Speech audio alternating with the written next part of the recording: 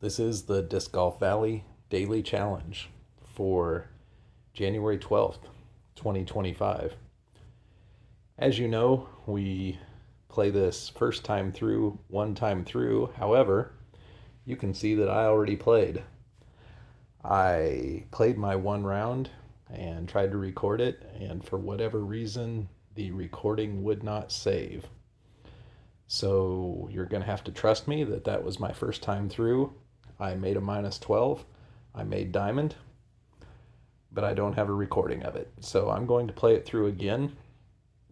Don't know what I'm going to shoot, but I'm just going to play it one time through for this recording. So let's look at the layout. It's Northern Lights, then Harrowing, and Coyote Canyon. And minus 12 was the diamond score. So let's play it. So the first hole is Northern Lights 3, really tough. In my real round, I took this recoil and played it backhand. Normally, I would throw forehand for this shot. But with that wind coming out of the left, I threw backhand here.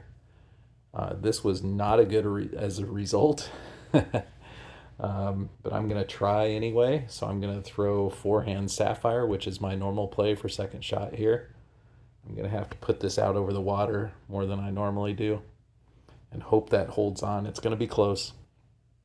It's got to really stick. It did. So usually forehand there with my recoil and then my sapphire. But had to go backhand off the tee due to that wind. This leaves me a 45-footer. Below the band because of the 3 wind. And we're good. I'll take a 3 there in any wind, any day, but especially a 3 wind into the face. So hole 9 at Northern Lights, I go sapphire in a 1 wind, slide left, second chevron on this rock, and then I give it a little anhyzer. The anhyzer is to get it between these trees, who barely snuck it inside. That is about as good as we can do. That is perfect. Only 42 feet left. A little bit uphill. And we'll take that birdie. That is not an easy birdie for me. In the 1 wind, though, the sapphire works great there. Northern Lights hole 4.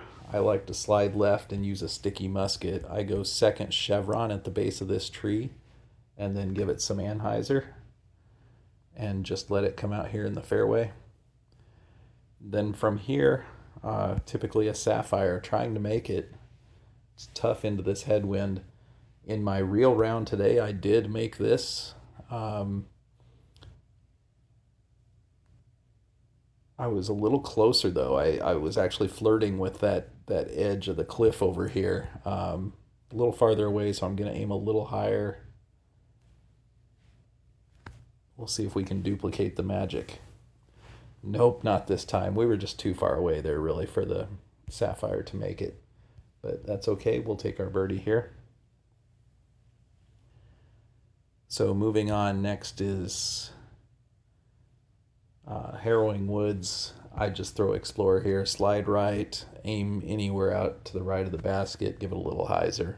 Not trying to ace this ever, just too much trouble behind the basket. That was the weirdest skip ever. I don't know what I hit there. I don't think there's a rock there. But it's just 37 feet. All right, next up is Harrowing Woods 9. So I go glide, skip, rive, forehand, slide left, aim point about right here, and you want to get this completely flat or even a little bit of anhyzer. So I gave it a little anhyzer. Hopefully that doesn't dead skip into the woods. That's about the only thing that can go wrong there if you get it out into the fairway. The worst thing you can do is cut it short, which is why you want to give it just that tiny touch of anhyzer. That didn't get down the fairway as far as normal. Usually I have a musket into the pin here, but we'll go sapphire today and throw it higher and just kind of let it stall in there. Not really trying to make this. I mean, obviously you can get aggressive with that shot, but then you risk sliding into the trees beyond, which is why I like to get closer and use my sticky musket, because then maybe I'm not going to slide as far past the basket. With the Sapphire, I'm just playing safe there. Okay, hole 6.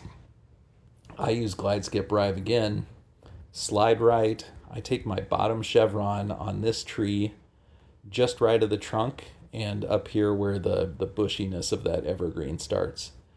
And then for pullback, I go not quite full hyzer, so about here. Oh, that didn't turn nearly enough. We we got lucky, which sometimes you do on that shot anyway. So we'll take it. This is an elevated basket, so we got to aim a little bit high and make sure we put the full force on this, maybe even close to 60. Yep, there we go. So got our eagle there. And now on to Coyote Canyon. I like to go to the right here, but I've been having trouble with it lately, so I'm going to go glide skip rive to the left.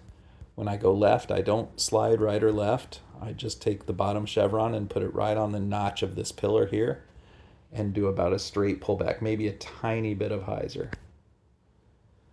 All right, that looks about right. In my real round, where the recording didn't work today, I got so close to the basket here that I couldn't putt into it. And so I took birdie here. Hopefully I'm not too close here. So I'm going to try to putt this instead of throw it in. Got it. So in my real round, I'd made the bonus eagle on Northern Lights, but then missed this eagle. So it all evens out. Coyote Canyon hole 1, I just take my sticky musket and put the bottom chevron between this tree and this pillar, and then kind of adjust for the wind, which in this case is really just straight pullback.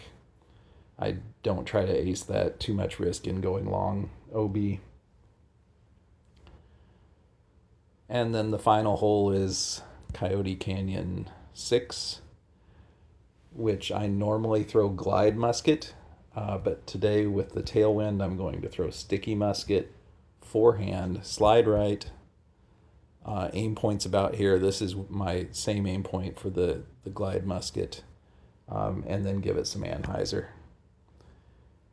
And with that tailwind, sticky musket is plenty to get down here. It actually got pin high, 24 footer. To finish up. So we made a 12 under again. I apologize that my first time through didn't record, but let me know in the comments what you got, and we'll see you tomorrow.